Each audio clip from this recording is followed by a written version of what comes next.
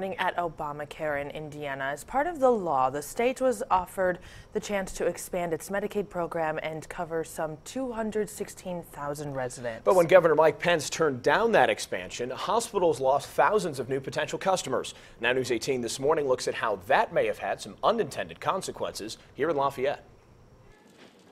For about a month, if you've had an emergency in Greater Lafayette, you've had one fewer place to go.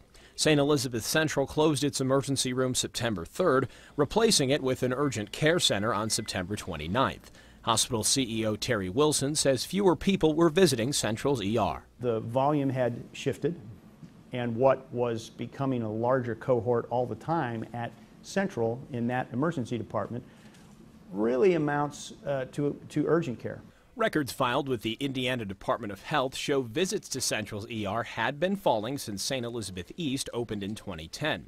However, there were still 25,031 visits in 2013. That led us to ask if closing the ER was because the hospital wanted to save money. Wilson says that's not accurate and points to the declining volume. Everybody in this community who pays for health care, private citizens, businesses, insurance companies, governmental agencies, wants us to be more efficient, more productive. Indiana isn't the only state being forced to do more with less. 23 other states rejected expanded Medicaid. Now hospitals in these states get the bad parts of Obamacare without the good. In Indiana, it would have meant 216,000 more patients can pay their medical bills. Hospitals in these 26 states don't have that problem. Their states expanded Medicaid, and as a result, they're making millions more. I do think it is not just perhaps unfair, but really just unwise. Brian Tabor is the Vice President of Government Relations for the Indiana Hospital Association. In some states, you have hospitals that are seeing their payments reduced, but they're not seeing the expanded coverage that they expected. A 2014 analysis by PricewaterhouseCoopers also says Indiana is missing out.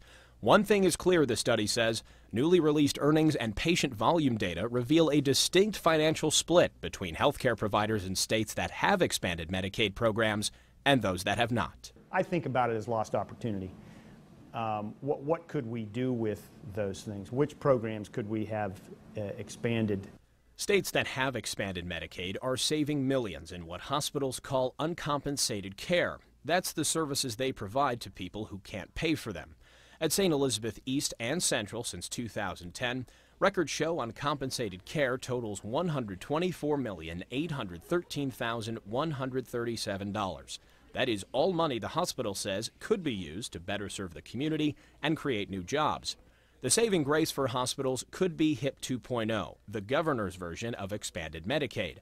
The federal government is reviewing his proposal, but there is no guarantee the Department of Health and Human Services will approve it. Whether it's called HIP 2.0 or modified Medicaid expansion, I don't know. I look at that as a spectrum of options, and we're going to end up somewhere in the middle, I think.